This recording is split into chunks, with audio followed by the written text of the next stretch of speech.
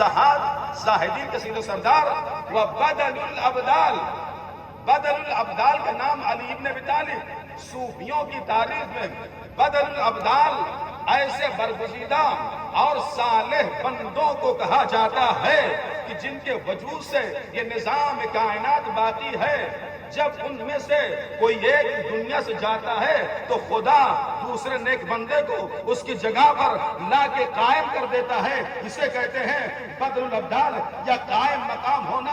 اے میرے عزیزو، پیغمبر کی جس کے صدقے میں یہ پوری کائنات پیدا ہوئی، لولا کا لما خلقت الافلاک، حبیب اگر آپ نہ ہوتے یہ زمین و آسمان یہ دنیا نہ سجاتا، تمہارے طفیل میں یہ ساری چیزیں بنی ہیں اور اسے بچنا ہے، مگر تمہیں سن 11 ہجری میں چلے جانا ہے۔ لہٰذا کوئی ایک ہو آپ کے بعد جو بدل الابدال ہو کہ جس کے وجود سے یہ کائنات باقی رہ جائے۔ توجہ چاہتا ہوں، یہ نظام ہستی، یہ کن فیکون باقی رہ جائے، یہ ماکان وما یکون قیامت تک کے لیے باقی رہ جائے۔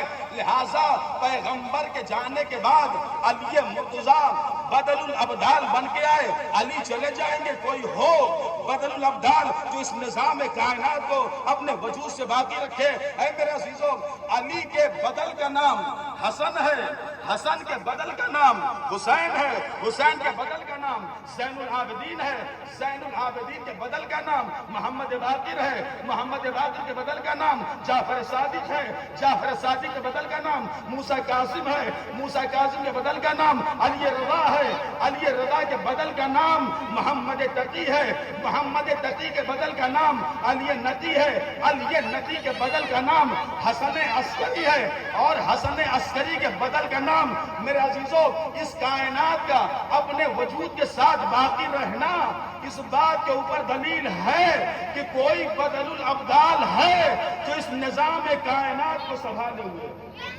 سلام،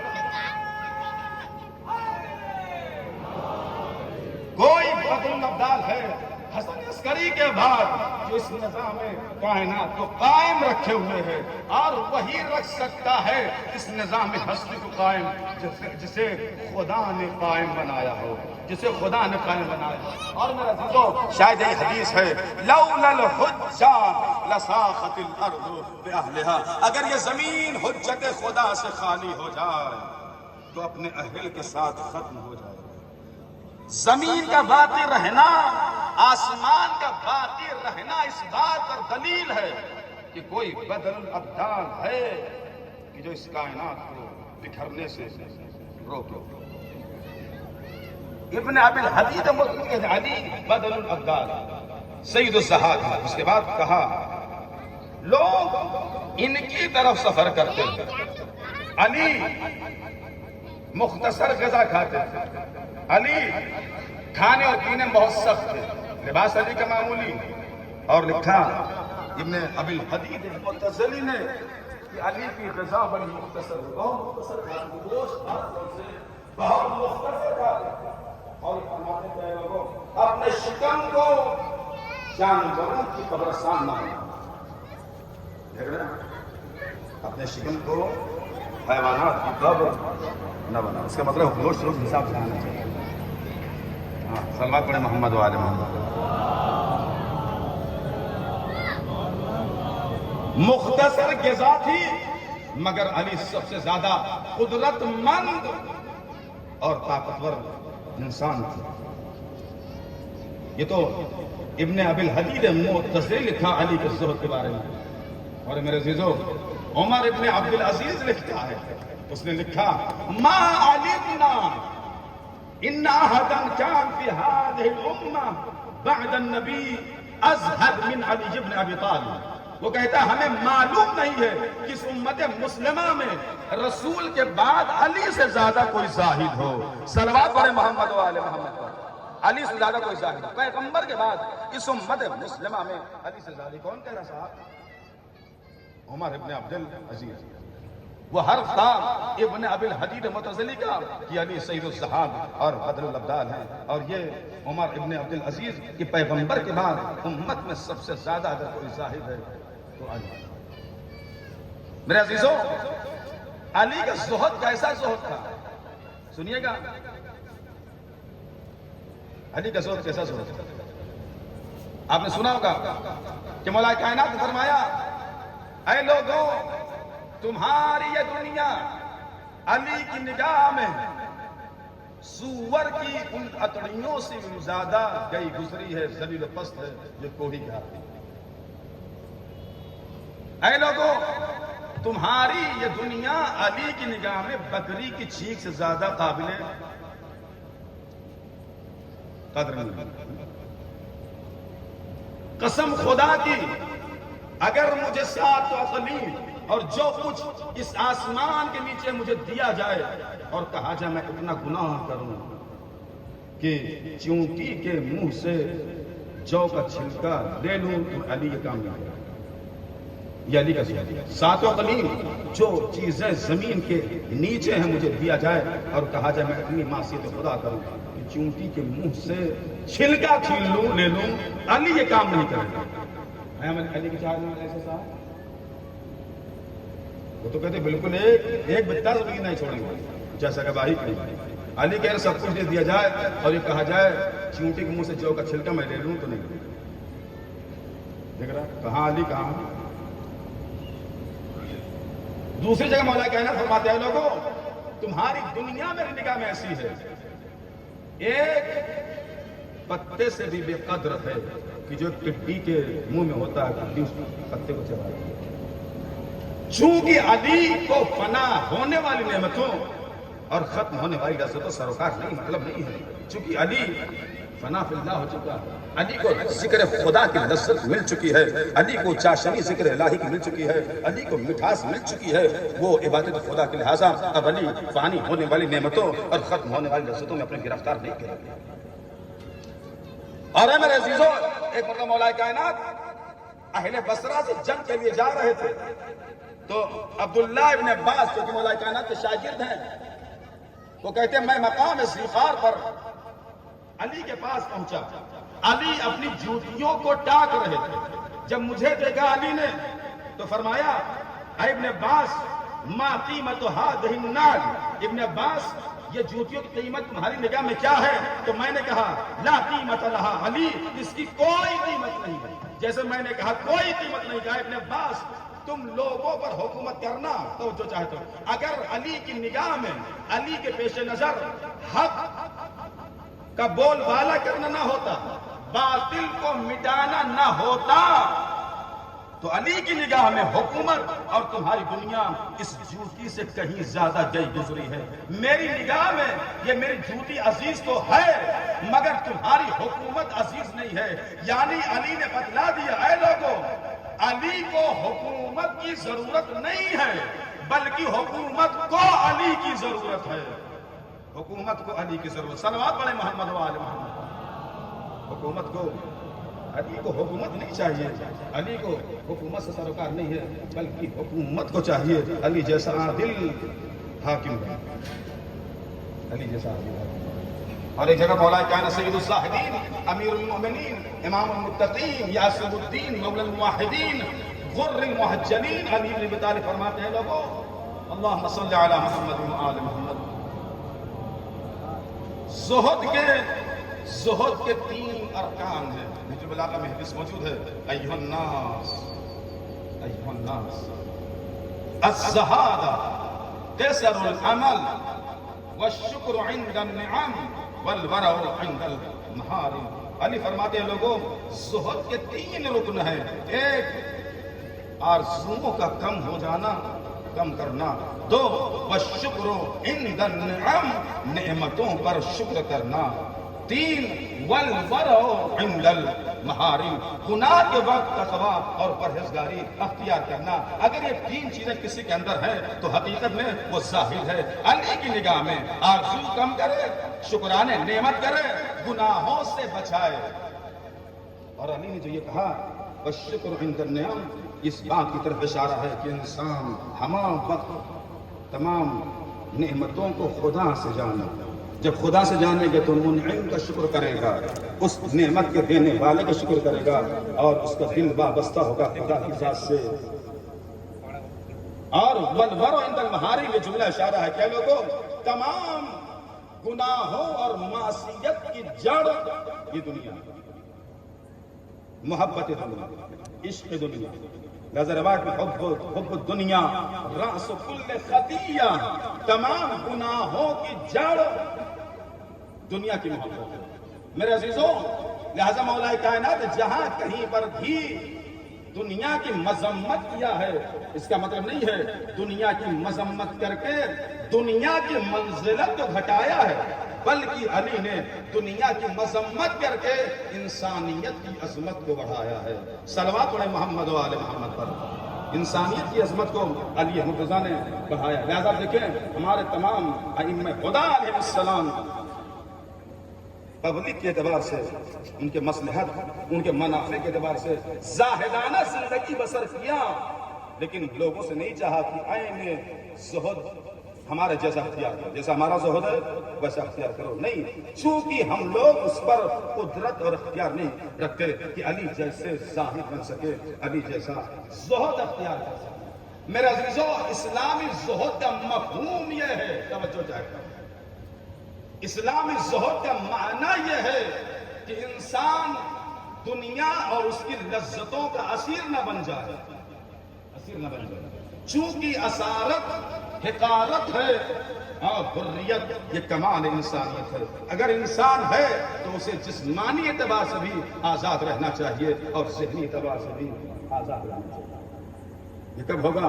جب انسان اپنے وجود کو پہچانے گا، اپنے ہدف خلقت کو پہچانے گا، تب انسان آزادانہ زندگی بسر کرنے کی کوشش کرے گا۔ لہذا میرے عزیزوں، زہد کے لیے ضرورت ہے اس بات کی کہ انسان اپنے آرزوؤں کو کم کرے اور نعمت خدا پر شکر کرے، اور گناہ کے وقت تقویٰ اور پرہیزگاری سے کام لے۔ اس سے پتہ چلا کہ اگر کوئی انسان آرزوؤں کو چھوڑتا ہے، نعمتوں پر شکر کرتا ہے، گناہوں سے بچتا ہے، وہی انسان زاہد ہے، چاہے وہ فقیر ہو یا غنی ہو، چونکہ معیار زہد فقر نہیں ہے، بلکہ معیار زہد یہ ہے کہ انسان اپنی بیجا آرزوؤں کو کم کرے، خدا کی نعمتوں پر شکر کرے اور گناہوں سے بچے۔ بس میرے عزیزوں، نعمتوں پہ شکر کرنا اور ہے، لیکن انسان بلاؤں اور مصیبتوں پہ شکر کرے اور مرنا، یہ وہی کر سکتا ہے جو حقیقت زہد تک پہنچا ہوا اور کمال زہد تک پہنچ گیا۔ وہی آدمی جا کر کے مصیبتوں اور بلاؤں پر شکر کر سکتا ہے۔ ہم لوگ تو نعمتوں پہ شکر نہیں کر پاتے صاحب، کون کرتا ہے شکر؟ ہر وقت گلا شکوہ خدا کے علاوہ، مگر ہماری جانیں قربان ہو جائیں گے کربلا والوں کا، جن لوگوں نے نہ کہ صرف مصیبتوں بلاؤں پر صبر کیا ہو بلکہ شکرانہ کرتے ہوئے نظر آئے۔ یہ ان کی عظمت ہے، یہ ان کی شان ہے، اور ان کے زہد کو بتا رہا ہے کہ ان کا زہد کس مقام پر ہے۔ زہد کا مطلب یہ کہ انسان دنیا سے بے رغبتی اختیار کرتا ہے، معلوم بنانے دنیا اس کی آخرت کے لیے ہونا چاہیے، دنیا کے لیے نہیں ہونا چاہیے۔ اور کربلا میں حسین نے یہی سمجھایا، جو ظاہر تھے سب آخرت کے لیے، سب خدا کے لیے، سب علیہ السلام نے خدا کر دیا۔ حسین نے کچھ نہیں بتایا، نہ مال نہ اولاد، کچھ بھی نہیں، سب دیا کہ حسین کا سبب ہے، حسین کا۔ لیکن عزیزوں، ایک خاتون ہے، اس کے صحت کو آپ دیکھیں کس مقام پر ہے، عورتوں کے اندر خواہشات زیادہ پیدا ہے کہ نہیں؟ اگر کوئی خاتون مفہوم اور معنی صحت کو پہچان لے اور اس کا صحت معراج پر رہے گا، ورنہ ایک خاتون سب کچھ دینے کے بعد زندہ رہ جائے، یہ معجزے ہے صرف نہیں۔ زینب کبریٰ کا اثر عاشق کے بعد زندہ رہنے معجزہ الہی ہے۔ زینب کا صحت اس مقام پر ہے، یہ انسان آ کر کے اثر عاشق کی بات کرتا ہے، سب کچھ دیا گیا۔ عباس جیسے بھائی، حسین جیسا ماجایا، علی گڑھ جیسا بھتیجا، قاسم جیسا بھتیجا، اور محمد جیسے جگر کے ٹکڑے سب دیے۔ حبیب و بر جیسے اصحاب و انصار خیمے چلے گئے، چادریں چلی گئی، پاجیب چلا گیا، زیورات چلے گئے، سکینہ کی بالیاں چلی گئی، سب کچھ ہو گیا صاحب۔ مگر جب انسان مقام صحبت تک پہنچتا ہے اور صحبت تک، تو اب اللہ کی بارگاہ میں شکوہ نہیں ہوتا، اب وہ گلہ نہیں ہوتا۔ زینب کو بکھر جانا چاہیے تھا، باقی کربلا کے بعد شہزادی کو ٹوٹ جانا چاہیے تھا، مگر ایک جملہ کی تاریخ نہیں ملتا کہ زینب کو شکوہ کیا بارگاہ خدا، کوئی گلہ نہیں۔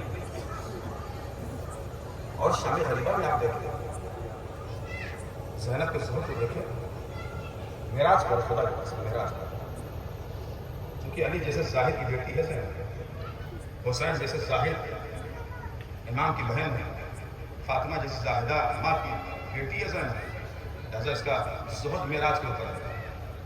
زینب بکھری نہیں ہے، بلکہ زینب کا ارادہ اور قوی اور مضبوط ہو گیا، جذبہ احساس زینب کا اور بڑھ گیا، اس لیے کہ اگر زینب ٹوٹ جائے گی تو مقصد حسین سے لوگوں تک کون پہنچائے گا؟ کربلا میمون اگر زینب نہ بھول، سر نئے کرنے لما میمون اگر زینب نہ بھول، کربلا کا راز کربلا میں دفن ہو جاتا اگر زینب نہ ہوتی، سرفت کا راز اسی سرفت میں رہ جاتا صحرائے کربلا میں اگر زینب بولیا مقام نہ ہوتا۔ یہ کیوں؟ چونکہ زینب نے اپنے کو سنبھالا، ٹوٹی نہیں زینب۔ شام غریبہ میں آپ دیکھیں شکرانہ دے کہاں پر کر رہی ہے زینب؟ حسین شکر کر رہے تھے ہر ایک کی لاشیں، ربنا تقبل منا ھذا القربان، اے اللہ حسین سے اس قربانی کو قبول کر، چاہے عباس کا جنازہ ہو، وہ چاہے اکبر کا، وہ چاہے حبیب کا، چاہے زہیر کا، سب کے جنازے پر حسین شکرانہ کرتے ہوئے نظر آئے، مگر ہماری جانب قربان ہو جائے زینب کے زہد کے اوپر، اس شکرانے کے اوپر۔ جب شام غریبہ میں سکینہ کو تلاشتی ہوئی گئی ہیں اور نشے میں پہنچی، اور جب بھیا کی لاشیں کو پہچانا تو زینب آگے بڑھی، اپنے دونوں ہاتھوں کو حسین کے جسم ناظرین کے نیچے رکھا اور رخ کیا آسمان کی طرف اور کہتے ربنا تقبل منا ھذا القربان، اے اللہ زینب سے اس قربانی کو قبول کر۔ یہ مقام صحبت، ٹوٹی نہیں زینب ہماری، خدا زینب سے اس قربانی کو قبول کر لے۔ اور جب پلٹ کر کے آئی تو بڑی ذمہ داری ہے زینب، عورتوں کو دلاسا دینا ہے زینب، بچوں کو سلانا ہے زینب، بیمار کی عیادت کرنا زینب، مصلی عبادت پر جا کر کے خدا کی عبادت کرنا زینب، تلایا پھرنا زینب، ساری ذمہ داریوں کو زینب بے احسن وجہ نبھا رہی ہے اور نبھایا۔ آگے بھری رات کٹی، صبح 11 محرم رمضان کی، نہیں معلوم میرے عزیزوں کربلا میں دشمن کیسے تھے۔ حسین کو قتل کر ڈالا، جی نہیں بھرا، عباس کو مار دیا، جی نہیں بھرا، خیمے جلا کے جی نہیں بھرا، زیورات لوٹ کے جی نہیں بھرا، چادریں لوٹ کے جی نہیں بھرا۔ ارے اب تو چائے پانی کھانا دے دو بھائی، کچھ نہیں۔ اس کے علاوہ رسن بستہ کرنے کے لیے بے کجاوا اونٹ، بے کجاوا اونٹ، جب بے کجاوا اونٹوں کو زینب نے دیکھا کیا دیکھا کہ آگے کا جو اونٹ ہے مڑ مڑ کر کے اپنے ساتھیوں سے کہہ رہا ہے، بار بار مڑتا ہے۔ زینب امام سجاد کے پاس ہے، میرے لال تم امام وقت، تم امام وقت، بتاؤ یہ اونٹ آ کے والا کیا کہہ رہا ہے؟ جانتے کیا کہا؟ ہم سجاد فرماتے ہیں کیونکہ اماں یہ اونٹ اپنے ساتھیوں سے کہہ رہا ہے دیکھو ابھی کچھ ہی دیر میں ہمارے پشت پر نبی ذاتیاں سوار ہوں گی، آہستہ چلنا، ایسا نہ ہو انہیں تکلیف۔ جانوروں کو اتنا خیال ہے، یہ کلمہ کو مسلمانوں خیال نہیں تھا، یہ نبی ذاتیاں ہیں، یہ علی کی بیٹیاں ہیں، یہ فاطمہ کی جائی ہے، اتنا خیال نہیں تھا۔ رسن بستہ ہوئی، رسن بستہ ہوئی زینب، سوار ہونے کی باری ہے، چاہتا ہے کہ ایک بیوی سوار ہے۔ زینب کہتی ہے نہ، تم نامحرم ہو، ہم خاندان طہارت سے تعلق رکھتے ہیں، ہمیں ہاتھ نہیں لگا سکتے ہو، میں ابھی زندہ ہوں، زینب سوار ہے۔ ایک خاتون کو زینب میں سوار ہے، یہ آپ لوگ سنتے رہے اللہ۔ لیکن جب آخر میں زینب بچی، ایک بیمار بیٹا ہے، اس کے ہاتھ میں گھڑیاں، پاؤں گھڑیاں، گلے میں خاردار پاؤں، جب اکیلی رہ گئی زینب، عزیزوں جب حسین لڑتے ہوئے فرات کے کنارے گئے، جانتے کسے یاد کیا تھا؟ عصر عاشور، فرات کے کنارے پہنچ کر کے یہی کہا کہ بھائی عباس تم نے اپنے مولا کی جنگ کو نہ دیکھا۔ آج 11 محرم کو جب زینب اکیلی رہ گئی، سوار کرنے والا کوئی نہیں تھا، تو ایک مرتبہ رخ کیا فرار کی جانب، اخی عباس انت الذی رتبتنی فی المدینہ، اے بھیا اس شان سے مجھے مدینے سے لائے تھے۔ نہیں ارباب ایسا اس جملے کا انداز اس وقت ہوگا جب میں وہ واقعہ سناؤں کہ زینب کس طرح سے مدینے سے کیسے آئی تھی، سوال کیسے ہوئی تھی زینب معلوم نہ۔ 28 رجب سن 60 ہجری کا واقعہ، جب ساری خواتین سوار ہو چکی، رات کا سناٹا ہے، بنی ہاشم کے جوان گھر میں داخل ہوئے اور ایک مرتبہ زینب علیہ مقام اپنے حجرے سے چادر میں لپٹی ہوئی نکلی۔ بنی ہاشم کے جوانوں کو اپنے ہاتھوں کی دوسرے کے ہاتھ میں لیا اور حصار بنایا۔ زینب تو حصار میں لیا، اس طرح سے بنت علی اپنے گھر سے نکلی اور جب چل رہی تو پیچھے پیچھے جناب عباس سے بیٹھ کر کے نشان قدم کو مٹاتے جا رہے۔ کسی نے پوچھا عباس سے بیٹھ کر کے کیا کہہ رہے ہو؟ کہ اپنی شہزادی کے نشان قدم کو مٹا رہا ہوں تاکہ کسی نامحرم کی نگاہ نہ پڑنے پائے۔ اور جب زینب قریب ہونا چاہتی محمل کے تو جناب عباس دوڑ کر گئے اور کہا لوگوں حد نگاہ دور ہو جاؤ، اب علی کی بیٹی آئی سوار ہونے کے لیے۔ لوگ محملوں سے دور چلے گئے، ایک مرتبہ زینب محمل کے قریب آئی، عباس آگے آئے، دونوں بازوؤں کو توڑ کر کے زمین پہ بیٹھ گئے۔ اے میری آقازادی میرے زانوں پیر رکھو اور سوار ہو جاؤ۔ ایک ایک مرتبہ زینب نے محمل کو بڑے غور سے دیکھا، پھر مڑ کر کے عباس کو دیکھنے لگی، ہاتھوں کو جوڑا غازی نے، اے شہزادی کیا غلام سے پردے کے اہتمام میں کوئی کمی رہ گئی ہے؟ مجھے آپ اس طرح سے کیوں دیکھ رہے جانتے ہیں؟ کیا کہا زینب بھیا؟ نہیں نہیں، پردے کا اہتمام بڑا اچھا کیا ہے، محمل بہت اچھی سجی ہے، پھر کیوں دیکھ رہی بی بی؟ کہ زیس عباس ایک وعدہ کرو بھیا، جس شان سے لے چل رہے ہو اسی شان سے واپس لانا۔ عباس کچھ بولنا چاہ ہی رہے تھے، کسی نے عباس کے کاندھے پر ہاتھ رکھا، اے بھیا ارے بہن سے وعدہ نہ کرنا۔ اچھا سبحان اللہ، آج جب 11 محرم کو زینب تنہا رہ گئی، بارات کا رک گیا، اے بھیا اس شان سے مدینے سے لائے تھے، بھیا کس طرح سے مجھے سوار کیا تھا۔ زینب سوار تھی، میں نے بھی کہا کہ شامی غریبم جب زینب گئی جناب امام حسین کے لاش کے نزدیک تو یہ کہا ربنا تقبل منا ھذا القربان۔ اور جب 11 محرم کو